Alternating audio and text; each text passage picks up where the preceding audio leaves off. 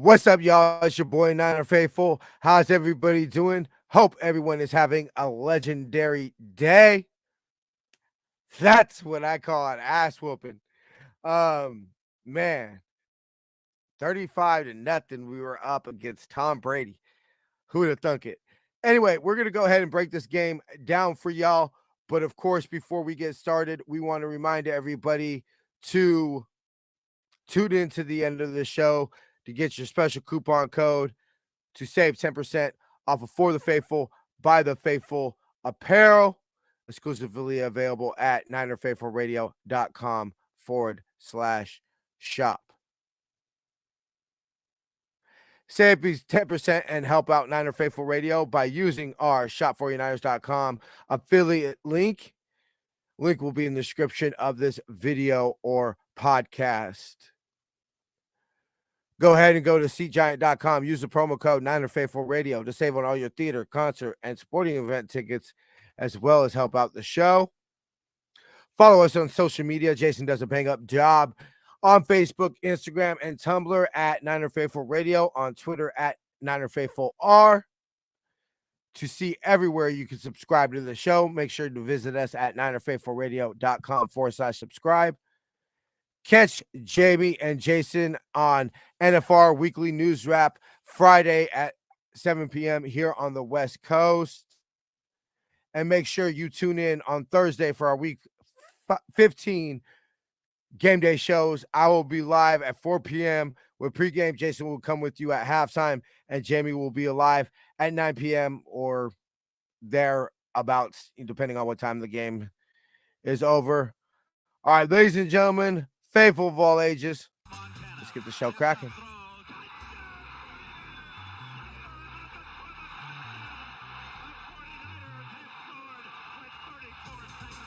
You are now listening to Niner Faithful Radio, the show for the faithful, by the faithful.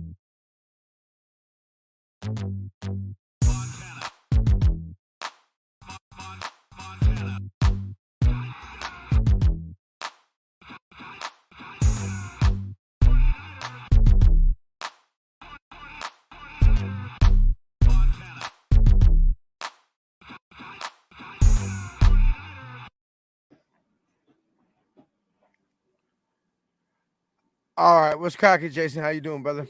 What's up, man? How is it going today, my man? You know, anytime you wake up a 5-time champion is a legendary day, especially on a Victory Tuesday. Anyway, I mean, An ass whooping. let's jump off the bat and say it.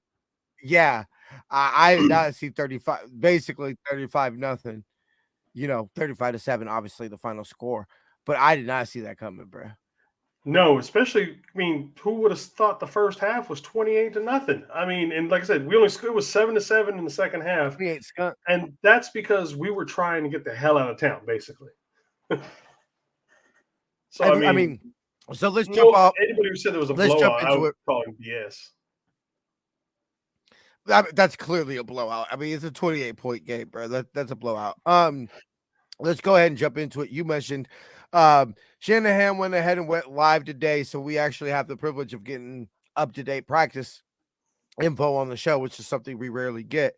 All right, the injuries for today. We'll go ahead and play Shanahan. Guys who won't practice: T. Moore knee, Garoppolo foot, Ridgeway pec, Womack protocol, Debo ankle knee, Kevin Givens knee. The rest of these guys will all be limited.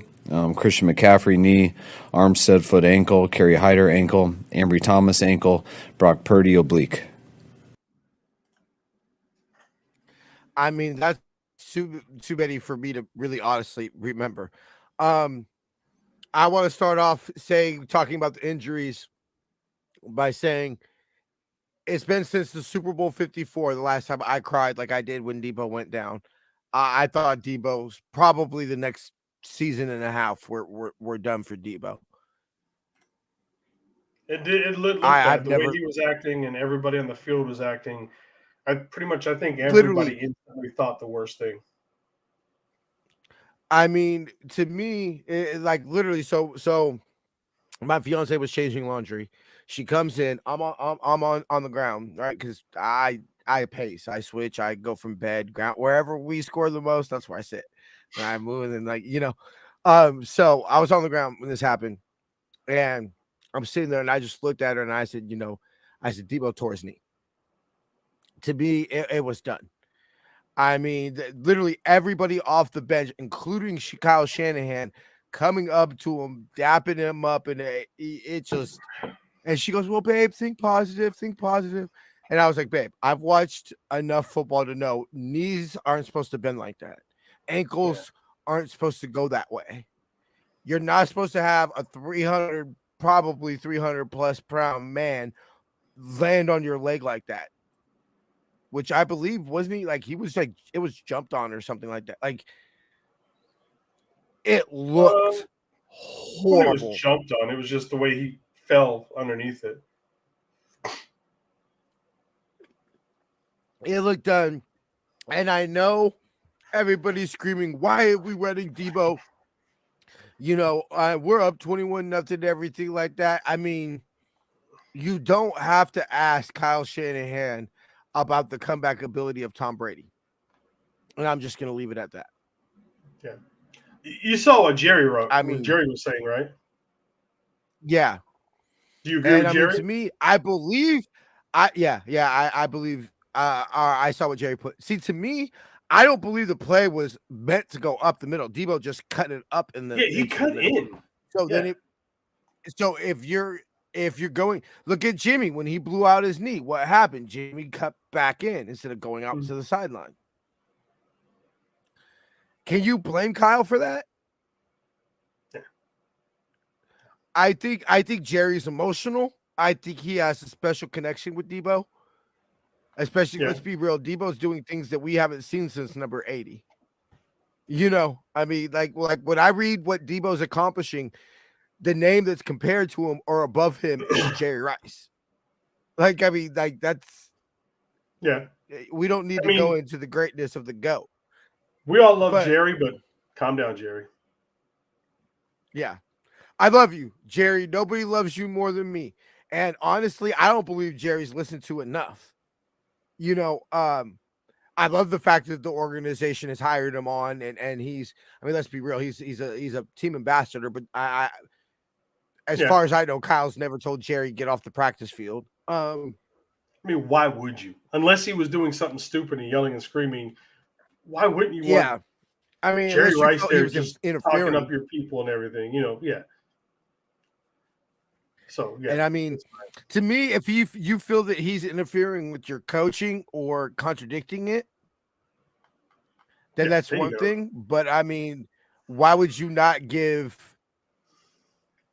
want lessons on route running from probably the greatest route runner the NFL's ever seen? Or why would you not somebody? Because Jerry's a very positive, upbeat person. Take away who he is. You just want that kind of a person around your team, uplifting everybody, dabbing them up. Just that in general. Oh, and by the way, he's the greatest wide receiver, arguably the greatest football player of all time. That could, help on so many different levels. Cool. Everybody always puts Joe up there on, who's number one, best player, franchise, all that. And that goes to Super Bowls, but I mean, quarterbacks impact a game more than wide receivers. So I tend to not put so many on falling short of four like Joe on Jerry as much as I'll put it on Steve, to be honest. Or, Jeff Garcia or, insert quarterback here. But, or defenses or, whatever. But Jerry's the greatest player in franchise history. When you're talking about just player, not excluding championships, player is Jerry Rice. I'm with you. I mean, any advice from the GOAT, please. Like, I mean, if I ever get a Jerry tattoo, it'll be my all-time favorite quote, which is today I will do what others won't, so tomorrow I can do what others can't. Like, I mean, I don't know. I probably will get that tattooed on me one day. Anyway, so I did not see this coming, and it's Big Cock Brock, Dirty Purdy as we came up with in Miami, or against Miami. I feel that I'm going to say it. No, I don't. So what we need is there's Paul Heyman, he used to be the manager for Brock Lesnar, and he used to say his name, Brock Lesnar. We need that for Brock Purdy. Like we need to get Paul Heyman from WWE to come out and introduce Brock Purdy one time. God, it would just watch the video of how he introduces Brock Lesnar. It's like that. I want that one time, like for like playoffs. Just have him come out there and do Purdy's introduction. We had Ric Flair come out in 2013. Yes, we were something playing like in that. Carolina. Yep. Woo! You don't know how many times me and my boy share Ric Flair memes in our little group chat that we got and shit like that. Anyway, and you and I had talked about how definitely going to see Cocaine Bear. Like, hell yeah, Cocaine Bear is definitely. I can't wait. Anyway, oh, it's gonna be so awesome. Anyway, so to speak about the elephant in the room, Thursday. Do you think that there's any way, or I shouldn't say is there any way? I don't see anything that tells me that we can't go in there and get it done. Brock Purdy, I mean, we can analyze every single throw, but to me, it's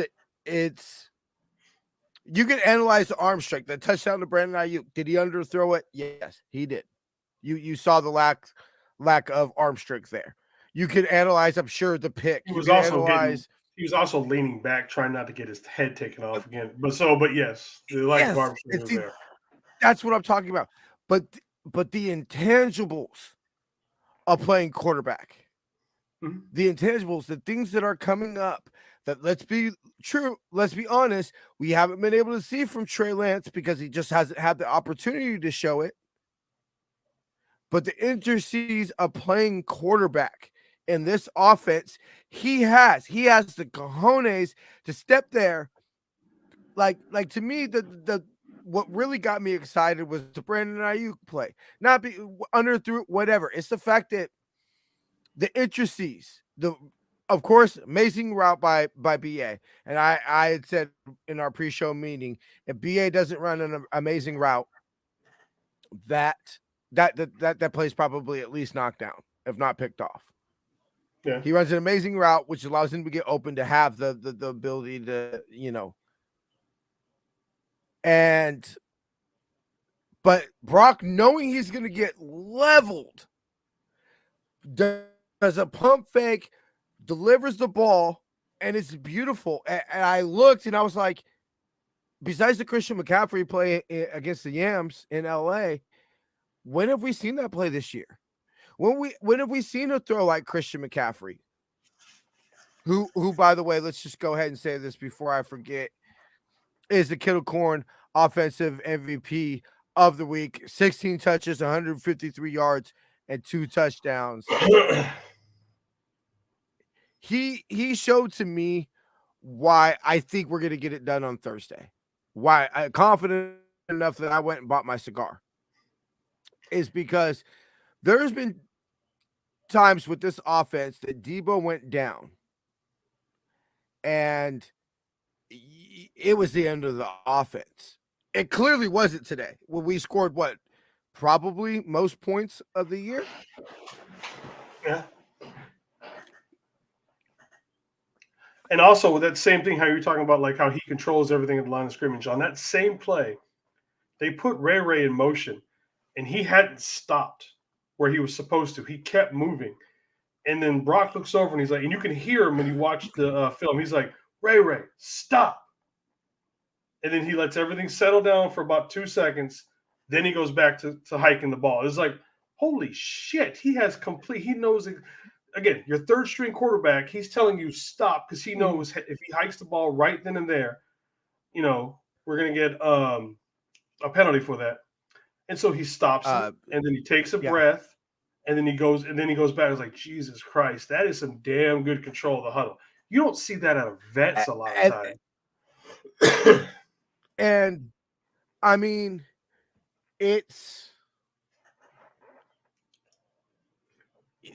you're clearly seeing that he looks like he's played the position before. 47 games in college. Thanks for the like, Daniel. Yeah, thank you, man. So, I mean, that's clearly showing.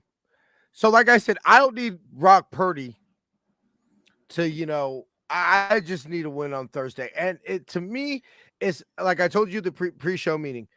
It's not the team, the Sheepcocks, that scares me. It's the stadium. It's what happens there. It's the house of horrors it's been for us. The ambiance. It's all that.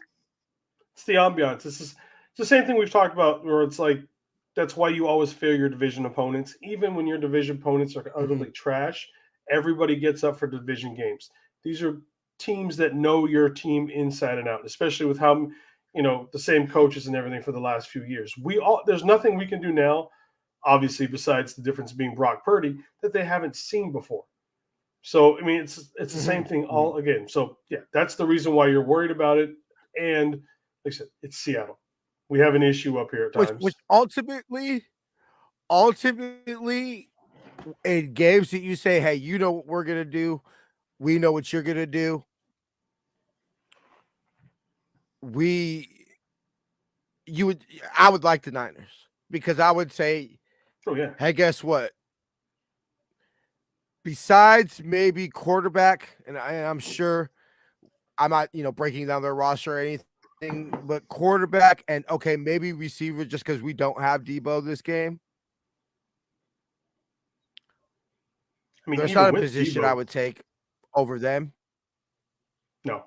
And like I said, even with the receivers, I'd even call that one even, because I know everybody's going to talk about Lockett, but let's not forget about or Metcalf. Let's not forget about Lockett. That's what I'm saying. So I mean, it's to me. So I'm looking at this. I'll take DK and Tyler Lockett over Juwan Jennings and Brandon Ayuk. I'll take Ayuk over Metcalf and Lockett, but I'm not taking Juwan Jennings over either of those two. And I love JJ. Not yet. Let me see what happens next year if he keeps it up on this pace. Yeah, I love third and Juwan. Yeah. So, but to me, that's what I'm talking about. Have the you made obvious that a shirt and everything yet? is that because what? Third and Juwan? You need to make that shirt. Third and Juwan. I'm working on it. There's things I'm working on. All right. I was just like, wait a minute. I caught what he said there, and I liked it. Brock. I'm trying to make it Big Cock Brock or Dirty Purdy. Yeah, I've seen the Big Cock Brock ones. Okay, well then, you know how many times I've seen our CMC fucking shirts piss me off. Anyway, I thought I had it. Oh god, that one irritated me. Anyway, so let me see. There's some actually pretty dope. Where is it? One second. Okay, whatever. I'm just gonna skip this. Oh, we signed a D lineman to the practice, and Dante Johnson. Michael Dwumfor. Yeah, Dante Johnson has officially been placed on IR. Okay, I want to get into ultimately why I think we're gonna win this game, because I just need Brock to put on enough points. Because the only thing that makes me nervous is if we get in a shootout. If we could operate the game plan and I don't think we're going to win this game 49-45, but a 28-24 type of game, I could definitely see us winning that type of game. 31, maybe even 35. You can't say we can't score 35 points when we literally just did. The Seahawks offense, other than like the first 5 games, I think they were like the 7th ranked team in the NFL after like the first 5 games, and that's including the game where we absolutely destroyed them in week 2. So, but you take out those first 5 games, they're number like 18 or 19 in the league and overall thing. So I mean, yeah, they started out fast as shit, except for that week 2 loss to us. But other than that, they've come crashing back down to earth, and they're kind of what we think they are. Especially if you take away their running game, which they're going to have Walker back this week, but who knows if he's completely healthy or not. if you put it back on Geno Smith's shoulders, Geno Smith turns into Geno Smith real quickly. And especially the last couple of weeks, he has gone really back to when he was with the Jets. This is what I'm hoping happens, and this is where I think the Niners' best scenario happens, is that we can come out fast, because I think ultimately they're playing their, like you said, their shittiest, and we're playing our hottest. Yeah. And so, to me, is it after 3, 4, 5 possessions, let's say, going into halftime, maybe halfway through the second quarter, is it 21 skunk? Is it, 20-0? I think it's done. Now, if it could be 10-0, maybe even 13-0. Then you start to get a little bit like, hey, this ball game's a little closer. But because ultimately I think our defense is going to allow us enough opportunity. Excuse me. Can we take advantage of those opportunities? Matter. Just whatever. Geno Smith playing the game of his life doesn't matter. That, to me, is my biggest concern. Yeah, and they because are. I think the defense is going to give us enough opportunities. It's no turnovers. It's no 3-and-outs, no blown cover. Things like that allow them to stay in the game. But if we can come out, I'm not even going to say flawless football. Just execute touchdowns, not field goals, in the red zone. I think that the defense is strong enough right now that it could be a blowout. It could be. We could quite possibly. But it was more likely that we'd win against Seattle 35-7 than the Bucs. I don't think, you know what I mean? Mm-hmm, I think that's more surprising than anything else. Like, coming into the Bucs game, most people thought it was going to be a pretty good close game for the most part, and nope. You know what? I might say this, bro. I might go if Brock Purdy comes in his first NFL career start and wins us the division, I might go get a Brock Purdy jersey. I ain't gonna lie. I might go get the white throwback jersey, Purdy jersey. Who was 13 before? I saw someone, they had done the thing where they put tape over the name and done it over. Who was it? Last Niner quarterback, I remember being just off the top of my head. If it was a Niner quarterback 13, I'd say Tim Rattay. It looked like a pretty new jersey, there. So I don't think it was that old. I think it's whoever wore it last.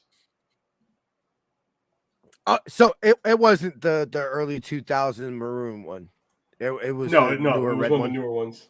Yeah, so it's whoever was recently wearing it. Someone had taped it all over, and I was like, all right. I was waiting. I'm surprised it took that long for someone to do it. Yeah, right. So let me see. I want to get into Bam Bam, defensive MVP of the week. Dre Greenlaw. I mean, since he got kicked out against the Chargers, this man's on a tear. He's still. I have this statistic right here.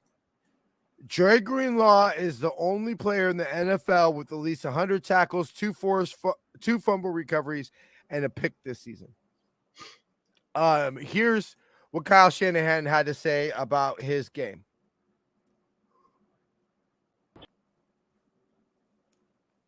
What was that, TJ? You broke up a little bit. I thought he's had some good ones. I thought that might have been his best game. The way he finished the Miami game was huge. He got off to a little bit slow start, but in Miami, but he finished it strong, and he picked up this game right where he left off. I mean, all the time, all the ways they had to throw the ball there at the end, we were soft in our coverage because we were trying to make sure we didn't give up the big play, and for him to come up and make those tackles so consistently with very few yards after the catch, I think it was as impressive a game as he's had, and I thought that pick was pretty unbelievable. And also, I'd like to give it to Dre Greenlaw for just now. I heard it takes some convincing from Fred Warner, but to have the balls to take the ball you just picked off Tom Brady with and ask him to autograph it. I mean, that kind of takes the balls just to do that. Can we give Brady props for actually being cool enough to do that, though? I mean, I know we all give Brady shit, but yes, it took some balls to do that. But that tells you something about Brady, that Brady was like, yeah, all right, whatever, man. To me, I mean, let's be real. Look, do I think Tom Brady would play for the Niners? I do. I do think that if Kyle said to him after the game, hey, come talk to us in the offseason and we'll see what we can do, I think he would. No. That game had just after the game, the pregame, it had a very, farewell tour type of feel to it. Mm-hmm. And I mean, let's be real. This is only his second game in the Bay Area. And regardless of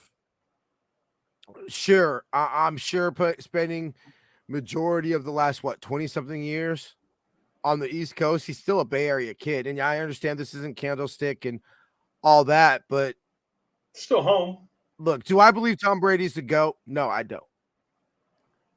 And I mean, I won't even go to Super Bowls. I could give you just other things to make, debate that Joe's the GOAT.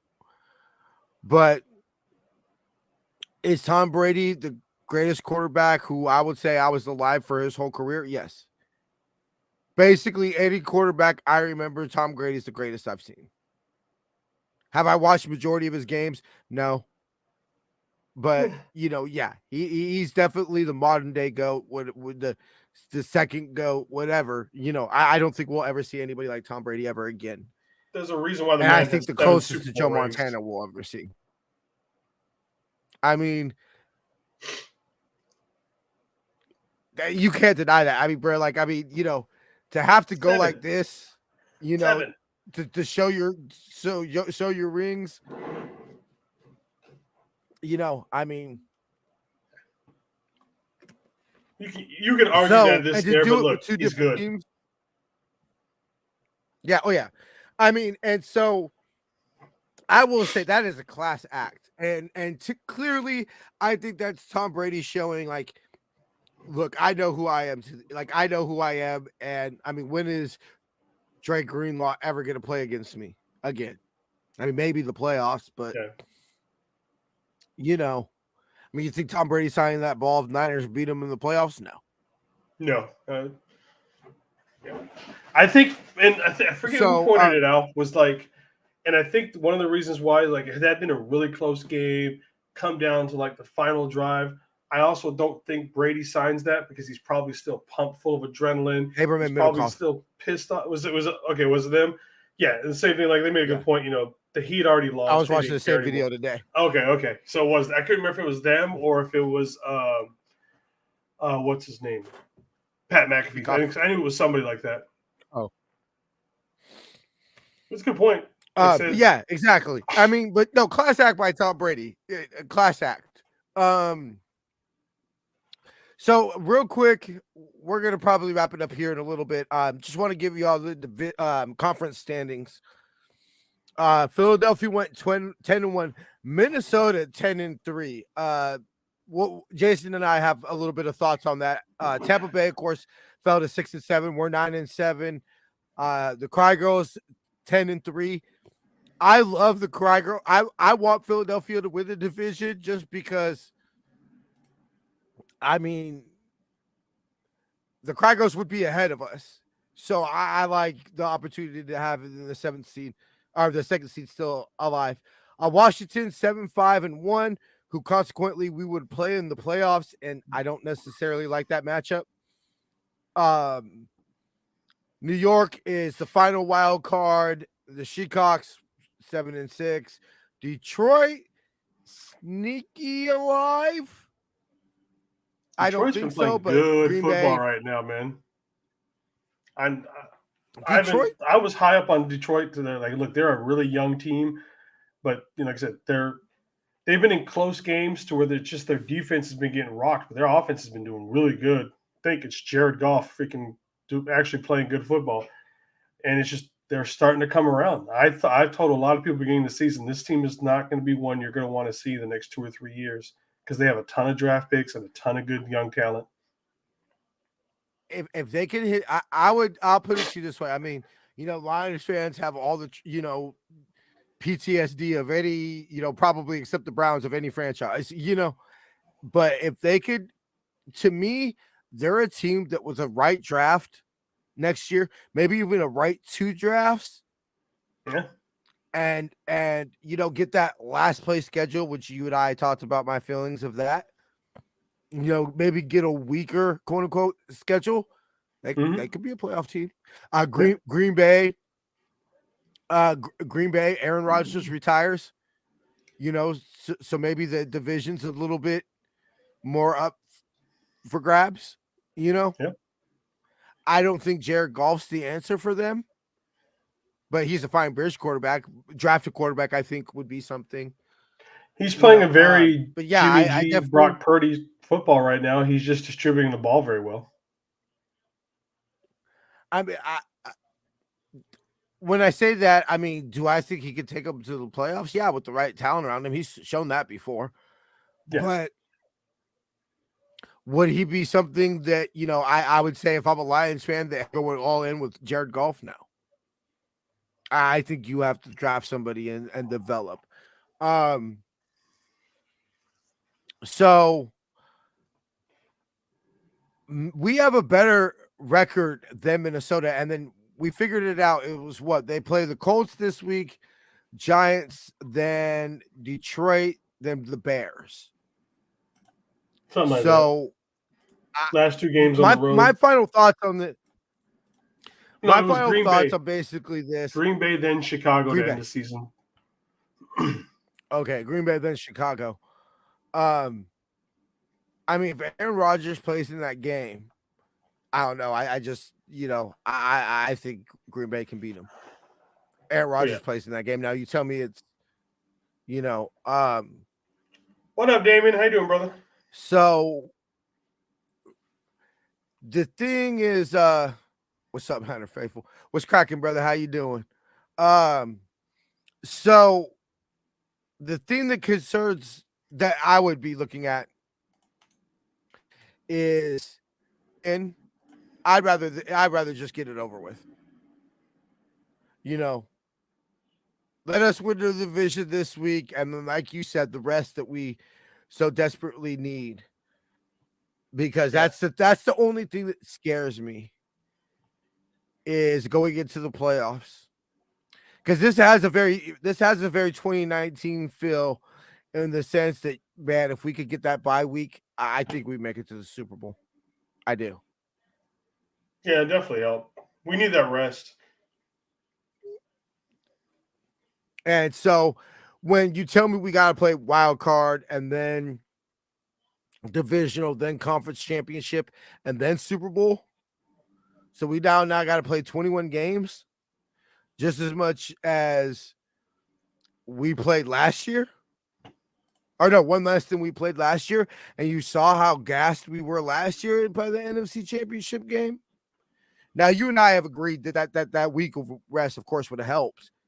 But you're asking us to go 21 games, the most possible games it is to play in modern day NFL. And the last 4, you have to go 4-0.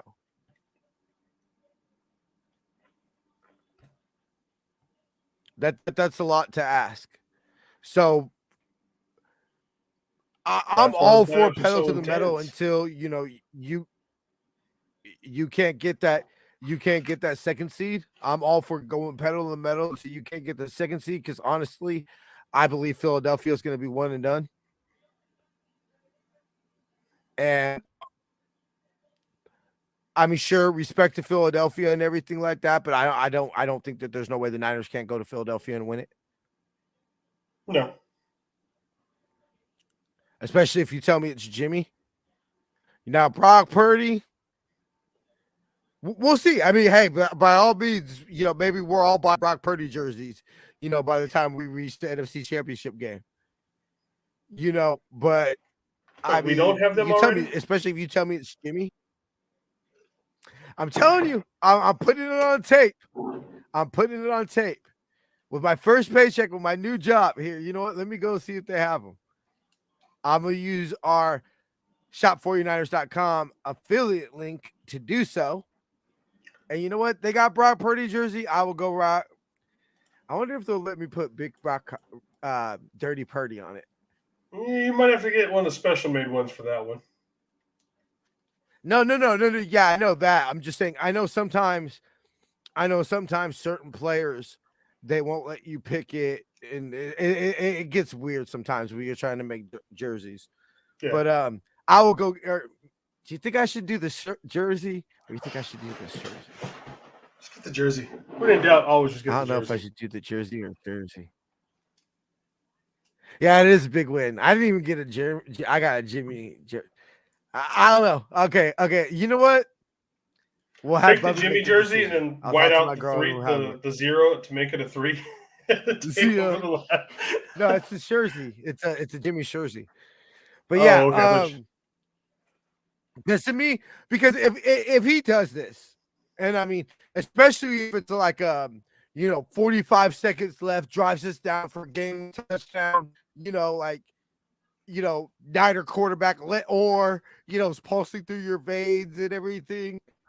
Yeah. I mean, it's got to be one of the most legendary stories in franchise history, right? It's freaking everywhere. Especially if it. I mean, it has obviously it's not the catch and all that, but I mean for the house of horrors that stadium's been, Jimmy, you would expect it. Let's be real. When all said's done, Jimmy's a second-round pick. Yeah. So let's not act like Jimmy Garoppolo was some scrub. He was a second-round pick. So for the 7th round, literally the last pick of the draft, to go in there on a short week and seal the division and come out there, and I'm not talking about just manage the game. I'm talking about goes in there and gets us a dub, where you're like, Brock Purdy got us a dub. I mean, that has to be one of the craziest stories in franchise history, at least in my lifetime.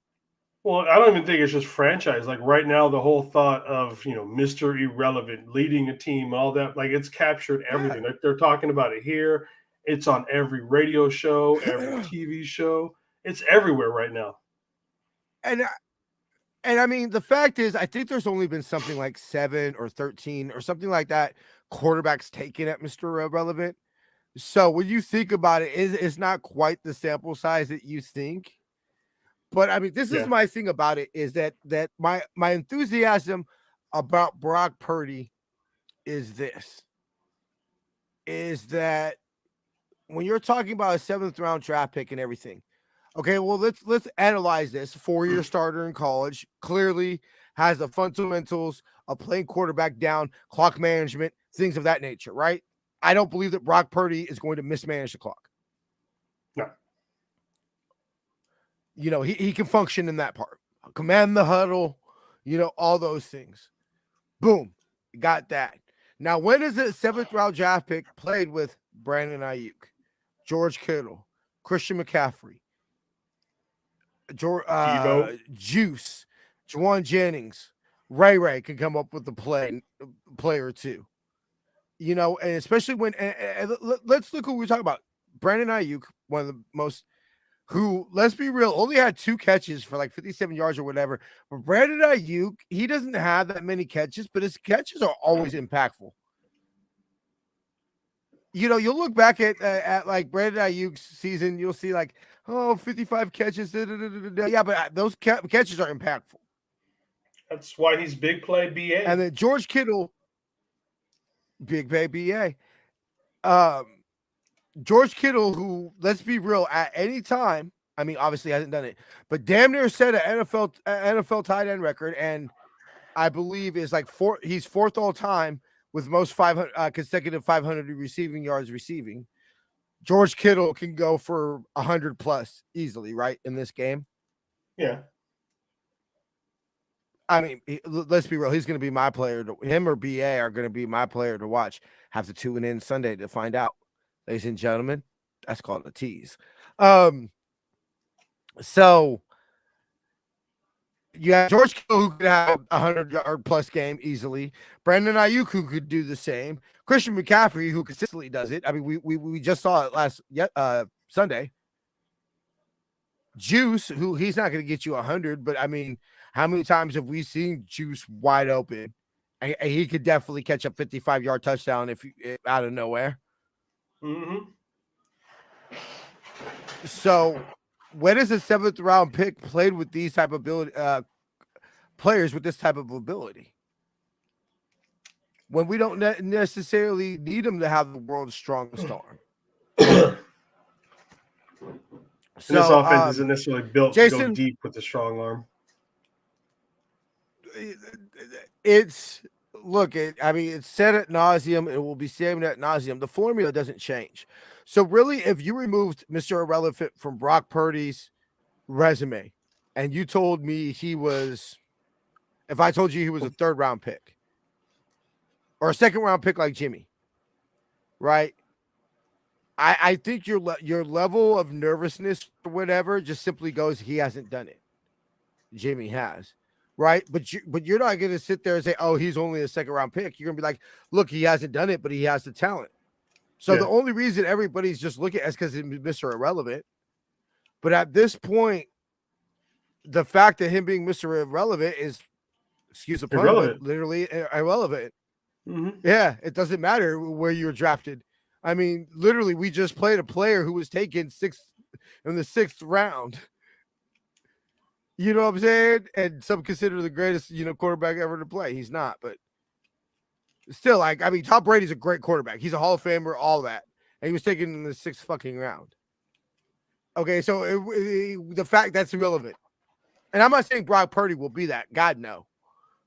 But do I think Brock Purdy can win us, go in Seattle and win us a ball game? I do. In combination with our defense playing great, Brandon Ayuk, players stepping up and everything around him, yes, I believe the San Francisco 49er football team. Do I think Brock Purdy can do it by himself? No. But do I think the San Francisco 49er football team can go in there and get a division championship? Yes, I do. And I expect it, honestly. I expect us to go in there and win the division, and I'm going to be pretty pissed on Friday if not. Jason, final thoughts?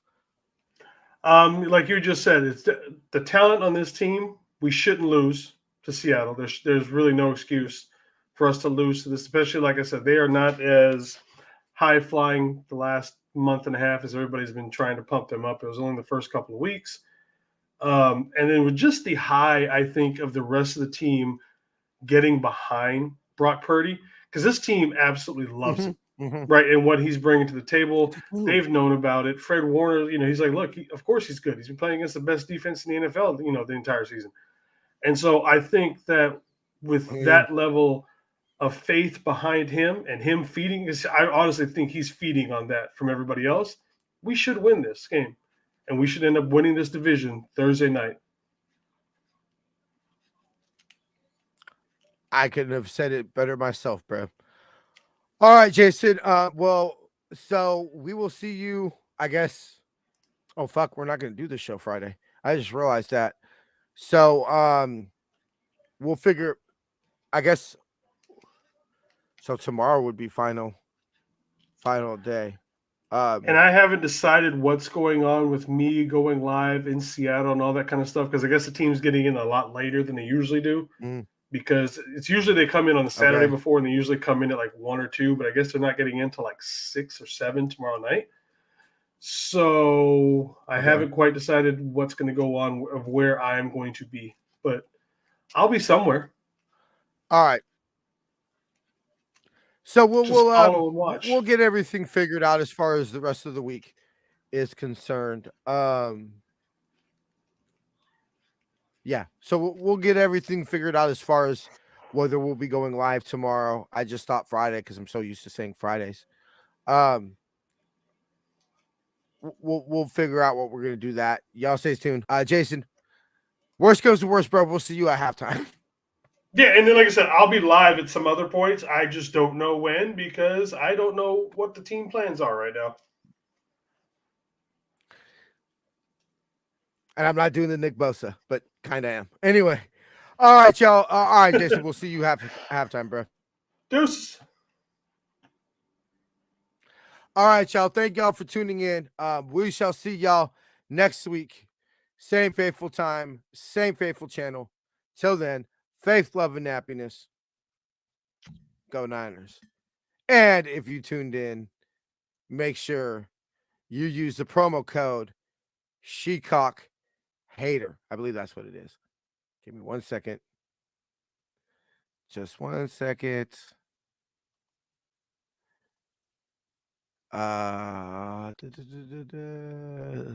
Pretty sure that's what it is.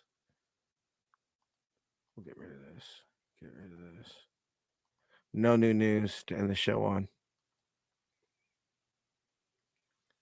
Yeah, make sure you use the promo code Shecock Hater and save 10% on all For the Faithful, By the Faithful Season 2 apparel.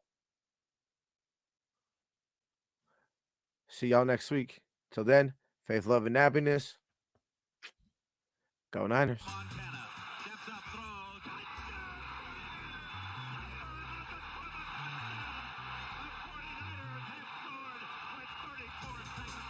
You are now listening to Niner Faithful Radio, the show for the faithful, by the faithful.